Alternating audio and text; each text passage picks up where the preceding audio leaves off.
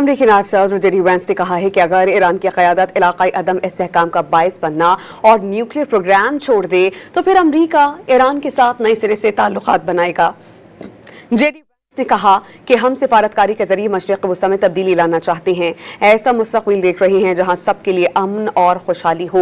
अमरीकी नायब सदर ने कहा कि ईरानी न्यूक्लियर प्रोग्राम के खात्मे के बाद अब हमें आगे बढ़ना है। इस्लामाबाद डायलॉग से पहले ऐसा कभी नहीं हुआ कि ईरान और अमरीका ने आला सतह पर मुज़ाकरात किए हों। स्विट्ज़रलैंड में पाकिस्तान की सालिसी में ईरान से मुज़ाकरात के आगाज़ पर जेडी वेंस ने कहा कि अमरीकी सदर डोनाल्ड ट्रंप नई शुरुआत की हिदायत कर चुके हैं और कहा है कि ईरानी अवाम से ताल्लुकात बेहतर बनाएं।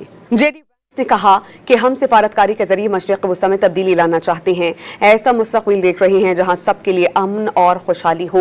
अमरीकी नायब सदर ने कहा कि ईरानी न्यूक्लियर प्रोग्राम के खात्मे के बाद अब हमें आगे बढ़ना है। इस्लामाबाद डायलॉग से पहले ऐसा कभी नहीं हुआ कि ईरान और अमरीका ने आला सतह पर मुज़ाकरात किए हों। स्विट्ज़रलैंड में पाकिस्तान की सालिसी में ईरान से मुज़ाकरात के आगाज़ पर जेडी वेंस ने कहा कि अमरीकी सदर डोनाल्ड ट्रंप नई शुरुआत की हिदायत कर चुके हैं और कहा है कि ईरानी अवाम से ताल्लुकात बेहतर बनाएं।